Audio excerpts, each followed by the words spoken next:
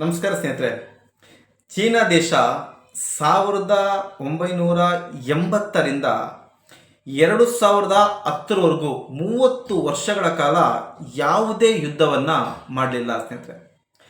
ಆ ಸಮಯದಲ್ಲಿ ಅವರು ಯೋಚನೆ ಮಾಡ್ತಿದ್ದು ನಾವು ದುಡ್ಡು ಸಂಪಾದನೆ ಮಾಡಬೇಕು, ಆರ್ಥಿಕತೆಯಲ್ಲಿ ನಾವು ತುಂಬ ದೊಡ್ಡ ಮಟ್ಟಕ್ಕೆ ಬೆಳೆದಾಗ, ನಮ್ಮಷ್ಟು ಬೇಕಾದಷ್ಟು ದುಡ್ಡುಗಳು ಬರ್ತಿದ್ದಾಗ, GDP ತುಂಬ ಹೈ ಲೆವೆಲ್ ಇದ್ದಾಗ ನಾವು ಯಾವುದೇ ದೇಶವನ್ನು ಕೂಡ ಸೋಲಿಸ್ಬೋದು ಅನ್ನೋ ಒಂದು ಮೈಂಡ್ ಸೆಟ್ಗೆ ಬಂದು ಅವರು 30 ವರ್ಷಗಳ ಕಾಲ ನಿರಂತರವಾಗಿ ಎಲ್ಲ ಕಂಪನಿಗಳಿಗೂ ಕೂಡ ಆಹ್ವಾನವನ್ನು ಕೊಟ್ಟು, ಅದಕ್ಕಿಂತ ಸ್ವಲ್ಪ ಹಿಂದೆ ಹೋಗಿ ಹೇಳ್ಬೇಕಂದ್ರೆ ಚೀನಾ ಕೂಡ ನಮ್ಮಷ್ಟೇ ಬಡ ದೇಶವಾಗಿತ್ತು.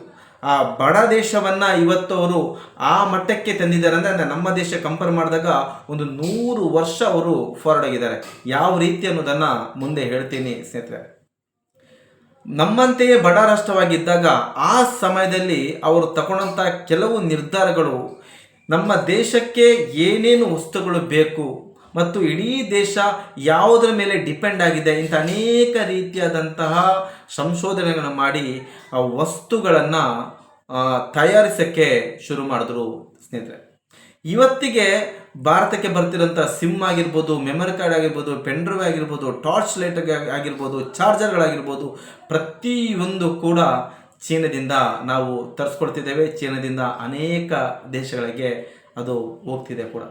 ಈ ರೀತಿ ನಿರಂತರವಾಗಿ 30 ವರ್ಷಗಳ ಕಾಲ ತುಂಬ ಕಷ್ಟಪಟ್ಟು ಶ್ರಮಪಟ್ಟು ಅವರೊಂದು ಪ್ಲ್ಯಾಟ್ಫಾರ್ಮನ್ನು ರೆಡಿ ಮಾಡಿದ್ರು. ಇವತ್ತು ವಿಶ್ವದ ಮೂಲೆ ಮೂಲೆಯಲ್ಲಿ ಚೀನಾ ತಯಾರಿಸಿದಂಥ ವಸ್ತುಗಳು ಮಾರುಕಟ್ಟೆಗೆ ಬರ್ತಿದೆ ಸ್ನೇಹಿತರೆ. ಅದರ ನಂತರದಲ್ಲಿ ಈಗ ಚೀನಾ ಯಾವ ಲೆವೆಲ್ಗೆ ಮುಂದುವರೆದಿದೆ ಅಂದರೆ ಅಲ್ಲಿ ಮ್ಯಾಗ್ನೆಟ್ ಟ್ರೈನ್ಗಳನ್ನು ಮಾಡ್ತಿದ್ದಾರೆ. ಮ್ಯಾಗ್ನೆಟ್ ಟ್ರೈನ್, ಖಾಲಿ ಮ್ಯಾಗ್ನೆಟಿಂದನೇ ಚಲಿಸುವಂಥ ಟ್ರೈನ್. ಆ ಟ್ರೈನ್ ಎಷ್ಟು ಸ್ಪೀಡಾಗಿದೆ ಅಂದರೆ ಗಂಟೆಗೆ 600 ಕಿಲೋಮೀಟರ್ ಆ ಟ್ರೈನು ಚಲಿಸುತ್ತೆ. ಅಂದರೆ ಸರಿಸಮನ ಒಂದು ಫ್ಲೈಟ್ ಎಷ್ಟು ವೇಗವಾಗಿ ಹೋಗುತ್ತೋ ಆ ವೇಗಕ್ಕೆ ಸಮಾನ ಆದಂತಹ ಟ್ರೈನ್ಗಳನ್ನು ಅವರು ಸೃಷ್ಟಿ ಮಾಡಿದ್ದಾರೆ. ಅದು ಓಡ್ತಿದೆ ಕೂಡ. ನೋಡಿ, ಇಲ್ಲಿಂದ ನಾವು ಮಂಗಳೂರಿಂದ ನಾವು ಬೆಂಗಳೂರಿಗೆ ಒಂದು ಫ್ಲೈಟಲ್ಲಿ ಹೋಗ್ತೀವಿ ಅಂದರೆ ಕಮ್ಮಿ ಒಂದು 40 ನಿಮಿಷ ಫ್ಲೈಟು ಟೇಕಪ್ ಆದ ನಂತರ, ಮಂಗಳೂರಿಂದ ಟೇಕಪ್ ಆದಂತೆ ಬೆಂಗಳೂರಿಗೆ ಇಳಿಯೋಕ್ಕೆ ತಗೊಳುತ್ತೆ. 1 ಗಂಟೆ ಮುಂಚೆ ಏರ್ಪೋರ್ಟ್ ಒಳಗೆ ಹೋಗಬೇಕು. ಮತ್ತು ಅಲ್ಲಿ ಏರ್ಪೋರ್ಟಿಂದ ಇಳಿದು ಹೊರಗೆ ಬಂದು ಲಗೇಜ್ ತೊಗೊಂಡು ಅಲ್ಲಿಂದು ಅರ್ಧ ಮುಕ್ಕಾಲು ಗಂಟೆ, ಕಮ್ಮಿ ಅಂದು ಕೂಡ 3 ಗಂಟೆ ಸಮಯ ತಗೊಳುತ್ತೆ. ಅದೇ ಟ್ರೈನು, ಚೀನಾ ಕಂಡಿಡಿದಂತಹ ಆ ಸ್ಪೀಡ್ ಟ್ರೈನು ಗಂಟೆಗೆ 600 ಕಿಲೋಮೀಟರ್ ಅಂದರೆ ಅರ್ಧ ಗಂಟೆಯಲ್ಲಿ ಮಂಗಳೂರು ಟು ಬ್ಯಾಂಗ್ಳೂರು ಹೋಗ್ಬೋದು. ಈ ರೀತಿಯ ತಂತ್ರಜ್ಞಾನದಿಂದ ಅನೇಕ ರೀತಿಯಲ್ಲಿ ಅವರ ದೇಶವನ್ನು ತುಂಬ ಅದ್ಭುತವಾಗಿ ತಂತ್ರಜ್ಞಾನಗಳಲ್ಲಾಗಿರ್ಬೋದು, ವಸ್ತುಗಳ ತಯಾರಿಸೋದಲ್ಲಾಗಿರ್ಬೋದು, ಇವತ್ತು ತುಂಬ ಅಮೇರಿಕ ದೇಶಕ್ಕೆ 540 ಕೊಡುವಷ್ಟು ಅವರು ಮುಂದುವರಿತಿದ್ದಾರೆ ಸ್ನೇಹಿತರೆ. ಕಾರಣ ಇಷ್ಟೇ, ಅಲ್ಲಿಯ ಕೆಲಸಗಾರರು ಅಷ್ಟು ಅದ್ಭುತವಾಗಿ ಕೆಲಸಗಳನ್ನು ಮಾಡ್ತಾರೆ. 1 ನಿಮಿಷ ಕೂಡ ಟೈಮ್ ವೇಸ್ಟ್ ಮಾಡದೆ ಆ ಕೆಲಸದ ಸಮಯದಲ್ಲಿ ಸರಿಯಾದ ಆ ಕೆಲಸಗಳನ್ನು ನಿರ್ವಹಿಸೋದ್ರಿಂದ ಅತಿ ಹೆಚ್ಚು ವಸ್ತುಗಳನ್ನು ಉತ್ಪಾದನೆ ಮಾಡುವಲ್ಲಿ ಅವರು ಯಶಸ್ವಿ ಆಗಿದ್ದಾರೆ ಸ್ನೇಹಿತರೆ. ಅಲ್ಲಿ ಕಾಲೇಜ್ಗಳನ್ನು ಓಪನ್ ಮಾಡಿದ್ದಾರೆ. ಯಾವ ರೀತಿ ಕಾಲೇಜ್ಗಳಂದರೆ, ಈಗ ಒಂದು ಕಂಪನಿ ಅಲ್ಲಿಗೆ ಬಂತು. ಕಂಪನಿಯಲ್ಲಿ ಬಂದುಬಿಟ್ಟು ನಮಗೊಂದು 100 ಜನ ಪೇಂಟ್ಗಳು ಬೇಕು ಅಂತ ಕೇಳ್ತಾರೆ. ಆ 100 ಜನ ಪೇಂಟ್ಗಳು ಬೇಕಂದರೆ ಅಲ್ಲಿ ಓಪನ್ ಮಾಡಿದಂಥ ಕಾಲೇಜ್ಗಳಲ್ಲಿ ಈ ಕೆಲಸಗಳ ಬಗ್ಗೆ ಟ್ರೈನಿಂಗನ್ನು ಕೊಡ್ತಾರೆ. ಆ 100 ಜನ ಪೇಂಟ್ಗಳು ಬೇಕಾ, ಕೊಡಿ 2 ತಿಂಗಳು ಕೋರ್ಸ್ ಪೇಂಟರ್ ಕಳಿಸ್ಕೊಡಿ ಪೇಂಟ್ಗಳನ್ನು. ಈ ರೀತಿ ಅನೇಕ ರೀತಿಯಾದಂಥ ವರ್ಕರ್ಸ್ಗಳನ್ನು ಸೃಷ್ಟಿ ಮಾಡುವಂಥ ಕಾಲೇಜ್ಗಳು ಕೂಡ ಚೀನಾ ದೇಶದಲ್ಲಿದೆ. ಈ 30 ವರ್ಷ ಅಂತ ಹೇಳಿದ್ನಲ್ಲ, ಆ 30 ವರ್ಷ ಇಡೀ ವಿಶ್ವದಲ್ಲಿರುವಂಥ ಎಲ್ಲ ಕಂಪನಿಗಳಿಗೆ ಅವರು ಆಹ್ವಾನ ಕೊಟ್ಟರು. ನೀವು ಬನ್ನಿ, ನಿಮಗೆ ಯಾವ ಜಮೀನು ಬೇಕು ಕೇಳಿ, ಆ ಜಮೀನನ್ನು ಕೊಡ್ತೇವೆ ಅಂತ. ಆ ಜಮೀನನ್ನು ಕೊಟ್ಟರು. ಆ ಜಮೀನು ಕೊಟ್ಟ ನಂತರ ಅಲ್ಲಿ ಕೆಲಸಗಾರನ ಕೊಟ್ಟ ನಂತರ ನಿಮಗೆ ದುಡ್ಡೇನೋ ಶಾರ್ಟ್ ಆಯ್ತಂದರೆ ಫೈನಾನ್ಸ್ ಮೂಲಕ ಆ ಫೈನಾನ್ಸನ್ನು ಕೂಡ ಕೊಟ್ಟರು. ಈ ನಿಟ್ಟಿನಲ್ಲಿ ಸಂಪೂರ್ಣವಾಗಿ ಒಂದು ದೇಶವನ್ನು, ಬಡ ರಾಷ್ಟ್ರವಾಗಿದ್ದಂಥ ಚೀನಾವನ್ನು ಇವತ್ತು ಅಮೇರಿಕ ದೇಶದ ಲೆವೆಲಿಗೆ ಇವರು 540 ಕೊಡಬೇಕು ಅಂತ ಯೋಚನೆ ಮಾಡೋ ಲೆವೆಲಿಗೆ ಆ ದೇಶವನ್ನು ಕಟ್ಟಿದ್ದಾರೆ. ಅಲ್ಲಿಯ ರಾಜಕಾರಣಿಗಳಾಗಿರ್ಬೋದು, ಅಲ್ಲಿಯ ಜನರ ಶ್ರಮ ಆಗಿರ್ಬೋದು, ಮತ್ತು ಆ ಜನತೆಯಲ್ಲಿ ಇರುವಂಥ ಮುಂದೆ ಬರಬೇಕು, ಕಷ್ಟಪಟ್ಟು ಕೆಲಸ ಮಾಡಬೇಕು, ಆ ಹಾರ್ಡ್ ವರ್ಕ್ನ ಫಲ ಸ್ನೇಹಿತರೆ. ಅದೇ ನಮ್ಮ ದೇಶವನ್ನು ನಾನು ಯಾವತ್ತೂ ದೂರಲ್ಲ, ಏನೇ ಇದ್ದರೂ ನಮ್ಮ ದೇಶ ನಮಗೆ ಹೆಮ್ಮೆನೆ. ಆದರೆ ಇಲ್ಲಿ ಒಂದು ಸರ್ಕಾರಿ ಕೆಲಸಕ್ಕೆ ನೀವು ಹೋಗಿ ಒಂದು ದಿನದಲ್ಲಿ ಆಗುವಂಥ ಕೆಲಸವನ್ನು ಒಂದು ತಿಂಗಳ ಕಾಲ ಅದನ್ನು ಎಳೆದಿರ್ತಾರೆ. ಇವತ್ತು ಬನ್ನಿ, ನಾಳೆ ಬನ್ನಿ, ಆಫೀಸರ್ ಬಂದಿಲ್ಲ, ಆಫೀಸರ್ ಮೀಟಿಂಗ್ ಹೋಗಿದ್ದಾರೆ, ಅಲ್ಲಿ ಹೋಗಿದ್ದಾರೆ. ನಾನೇ ಅನೇಕ ಕೆಲಸಗಳನ್ನು, ಸಣ್ಣ ಪುಟ್ಟ ಕೆಲಸಗಳನ್ನು ನನಗೆ ಗೊತ್ತಿರೋರು ನಾನು ಮಾಡಿಕೊಡುವಾಗ, ನಾನು ಸರ್ಕಾರಿ ಕಚೇರಿಗಳಿಗೆ ಭೇಟಿ ಕೊಡುವಾಗ ನಾನೇ ಕಣ್ಣಾರೆ ನೋಡ್ತಿದ್ದೇನೆ ಸ್ನೇಹಿತರೆ. ಒಂದು ದಿನ 2 ದಿನದಲ್ಲಿ ಆಗುವಂಥ ಕೆಲಸಗಳಿಗೆ 15 ದಿನ 20 ದಿನಗಳಾದರೂ ಕೂಡ ಆ ಕೆಲಸ ಪೂರ್ಣವಾಗದೇ ಇರೋದೇ ಬೇಸರ ತರಿಸ್ತೇವೆ. ಒಬ್ಬ ವ್ಯಕ್ತಿ 1 ಸಲ ಹೋಗ್ತಾನೆ, 2 ಸಲ ಹೋಗ್ತಾನೆ, 3 ಸಲ ಹೋಗ್ತಾನೆ, 4 ಸಲ ಹೋಗ್ತಾನೆ, 5ನೇ ಸಲ ಹೋಗಿ ಅವನಿಗೆ ಬೇಸರ ಆಗುತ್ತೆ.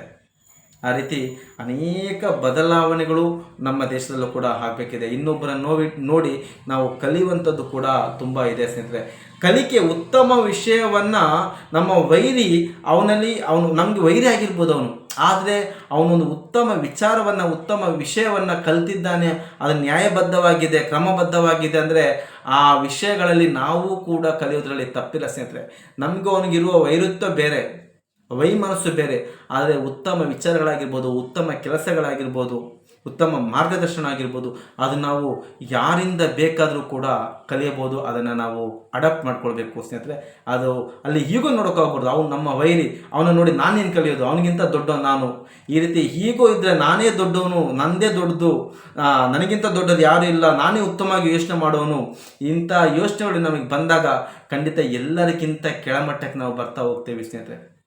ಯಾವತ್ತು ಸರಿ ಅನಿಸಿದ್ದು, ಉತ್ತಮವಾದಂತ ಅನಿಸಿದ್ದು ಅದನ್ನು ನಾವು ಅಡಾಪ್ಟ್ ಮಾಡಿಕೊಂಡು ಕಲಿಯೋದ್ರಿಂದ, ಅದನ್ನು ನಾವು ಬಳಸ್ಕೊಂಡು ಅದಕ್ಕಿಂತ ಇನ್ನು ಉತ್ತಮವಾಗಿ ಏನು ಮಾಡ್ಬೋದಂತ ಯೋಚನೆ ಮಾಡಿ ಅದನ್ನು ನಾವು ಉತ್ತಮ ರೀತಿಯಲ್ಲಿ ಕಾರ್ಯರೂಪಕ್ಕೆ ತರೋದ್ರಿಂದ ಅನೇಕ ರೀತಿಯಾದಂಥ ಬೆನಿಫಿಟ್ಗಳು ನಮಗೆ ಪಡ್ಕೊಳ್ಬೋದು. ಇವತ್ತು ಚೀನಾ ದೇಶಕ್ಕೆ ನಮಗೆ ಗಡಿ ವಿಚಾರದಲ್ಲಿ ಅನೇಕ ರೀತಿಯಾದಂಥ ಗಲಾಟೆಗಳಿರ್ಬೋದು. ನಮ್ಮ ಜಾಗ ನಮ್ಮದೇ, ಅವರ ಜಾಗ ಅವರದೇ, ಆ ವಿಷಯದಲ್ಲಿ ಗಲಾಟೆಗಳಿರ್ಬೋದು. ಆ ಗಲಾಟೆಗಳನ್ನು ಹೊರತುಪಡಿಸಿದರೆ ಚೀನಾದಿಂದ ನಮಗೆ ಕಲಿಯುವಂಥದ್ದು ಹಲವಾರು ವಿಚಾರಗಳಿದೆ ಸ್ನೇಹಿತರೆ. ಅದೇ ರೀತಿ ನಮ್ಮಿಂದ ಕೂಡ ಅವರು ಕಲ್ತಿದ್ದಾರೆ, ಇಲ್ಲ ಅಂತಲ್ಲ, ಅನೇಕ ರೀತಿಯಾದಂಥ ವಿಚಾರಗಳನ್ನು ನಮ್ಮಿಂದ ಅವರು ಕಲ್ತಿದ್ದಾರೆ. ಈ ಭತ್ತವನ್ನು ನೆಡುವ ವಿಚಾರನ ಅವರು ಕಲ್ತಿದ್ದಾರೆ. ಭತ್ತ ನಾಟಿ ಮಾಡ್ತೀವಲ್ಲ, ನಾಟಿ ಮಾಡೋ ವಿಚಾರವನ್ನು ಅವರು ಕಲ್ತಿದ್ದಾರೆ. ಅದು ಬಿಟ್ಟರೆ ಕಬ್ಬು ಬೆಳೆಯೋದು ಕಲ್ತಿದ್ದಾರೆ. ಅನೇಕ ರೀತಿಯಾದಂಥ ವಿಚಾರಗಳನ್ನು ನಮ್ಮ ಭಾರತದಿಂದ ಚೀನಾದವರು ಕೂಡ ಕಲ್ತಿದ್ದಾರೆ. ಇಲ್ಲ ಚೀನಾ ಅಂತಲ್ಲ, ವಿಶ್ವದ ಅನೇಕ ದೇಶಗಳು ನಮ್ಮ ಭಾರತದಿಂದ ಕೂಡ ಕಲ್ತಿರೋದು ಅನೇಕ ವಿಚಾರಗಳುಂಟು.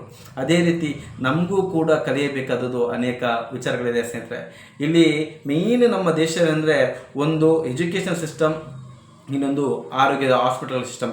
ಇದೆರಡೂ ಕೂಡ ಯಾವತ್ತು ಬದಲಾಗುತ್ತೆ, ಎಲ್ಲಿ ಇದರಲ್ಲಿ ಒಂದು ಬದಲಾವಣೆ ಆಗಿ ಉತ್ತಮ ರೀತಿಯಾದಂಥ ಪರಿವರ್ತನೆ ಕಡೆಗೆ ನಾವು ನಮ್ಮ ದೇಶವನ್ನು ಅದಕ್ಕೆ ಅನುಗುಣವಾಗಿ ಬಳಸ್ಕೊಳ್ತೀವಿ. ವಿದ್ಯಾಸಂಸ್ಥೆಗಳಾಗಿರ್ಬೋದು, ಈ ಹಾಸ್ಪಿಟಲ್ಗಳಾಗಿರ್ಬೋದು, ಎರಡು ಕಡೆಗಳು ನೋಡಿ. ಇವತ್ತು ಸಾವಿರಾರು ಗೌರ್ಮೆಂಟ್ ಶಾಲೆಗಳಾಗಿರ್ಬೋದು, ಕಾಲೇಜುಗಳಾಗಿರ್ಬೋದು ಇವತ್ತು ಮುಚ್ಚಿದೆ ಅಂದರೆ ಅದಕ್ಕೆ ಕಾರಣ ಏನಂದರೆ, ಅದಕ್ಕೆ ಮೂಲ ಕಾರಣ ನಮ್ಮ ದೇಶದಲ್ಲಿರುವಂಥ ಅನೇಕ ರಾಜಕೀಯ ಪಕ್ಷಗಳ, ನಮ್ಮ ರಾಜ್ಯದಲ್ಲಿರುವಂಥ ಅನೇಕ ರಾಜಕೀಯ ಪಕ್ಷಗಳ ನಾಯಕರುಗಳ ಅನೇಕ ಶಾಲಾ ಕಾಲೇಜುಗಳು, ವಿದ್ಯಾಸಂಸ್ಥೆಗಳು ಇದೆ ಸ್ನೇಹಿತರೆ. ನಮ್ಮ ರಾಜಕಾರಣಿಗಳದ್ದೇ ಅನೇಕ ಕಾಲೇಜುಗಳು, ವಿದ್ಯಾಸಂಸ್ಥೆಗಳು ಇರುವಾಗ ಇನ್ನು ಅವರು ಹೇಗೆ ಸರ್ಕಾರಿ ಕಾಲೇಜ್ ಆಗಿರ್ಬೋದು, ಸರ್ಕಾರಿ ಶಾಲೆಗಳನ್ನಾಗಿರ್ಬೋದು ಅಭಿವೃದ್ಧಿ ಮಾಡೋಕ್ಕೆ ಮನಸ್ಸು ಮಾಡ್ತಾರೆ ಅನ್ನೋದು ಮತದಾರರು ಯೋಚನೆ ಮಾಡಬೇಕು.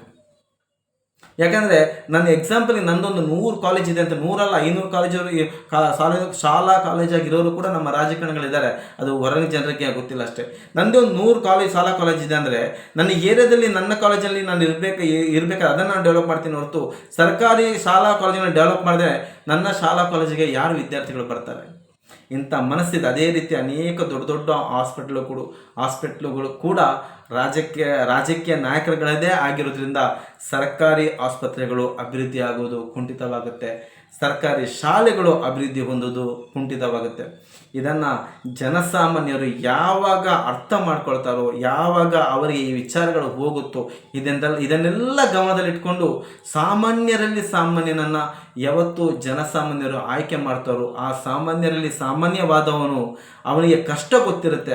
ಒಂದು ಗೌರ್ಮೆಂಟ್ ಹಾಸ್ಪಿಟ್ಲ್ ಹೋಗಿ ಎಷ್ಟು ಹೊತ್ತು ಕಾಯಬೇಕು, ಒಂದು ಸರ್ಕಾರಿ ಶಾಲೆ ಇವತ್ತಿನ ವ್ಯವಸ್ಥೆ ಯಾವ ರೀತಿ ಇದೆ, ಇದೆಲ್ಲ ಅವನಿಗೆ ಗೊತ್ತಿದ್ದಾಗ ಅಂಥವನು ಖಂಡಿತ ಒಂದು ಪರಿವರ್ತನೆ ತರಕ್ಕೆ ಸಾಧ್ಯ ಇದೆ. ಆದರೆ ಅಂಥವನನ್ನು ಆಯ್ಕೆ ಮಾಡುವಂತಹ ಕರ್ತವ್ಯ ಮತ್ತು ಜವಾಬ್ದಾರಿ ಸಾಮಾನ್ಯ ಮತದಾರರಲ್ಲಿದೆ ಸ್ನೇಹಿತರೆ. ಇಂಥ ಅನೇಕ ಉತ್ತಮವಾದ ವಿಚಾರಗಳನ್ನು ಈ ಚಾನಲ್ ಮೂಲಕ ನಿಮಗೆ ತಿಳಿಸ್ತಾ ಬರ್ತೀನಿ. ನನ್ನ ಚಾನಲನ್ನು ಸಬ್ಸ್ಕ್ರೈಬ್ ಮಾಡಿ, ವಿಡಿಯೋ ಇಷ್ಟ ಆಯಿತು ಅಂದರೆ ಲೈಕ್ ಮಾಡಿ, 4 ಜನರಿಗೆ ಈ ವಿಷಯವನ್ನು ತಲುಪಿಸ್ಬೇಕು ಅನ್ನೋ ಭಾವನೆ ನಿಮ್ಮಲ್ಲಿದ್ದರೆ ವಿಡಿಯೋವನ್ನು ಶೇರ್ ಮಾಡಿ ಸ್ನೇಹಿತರೆ. ನಮಸ್ಕಾರ.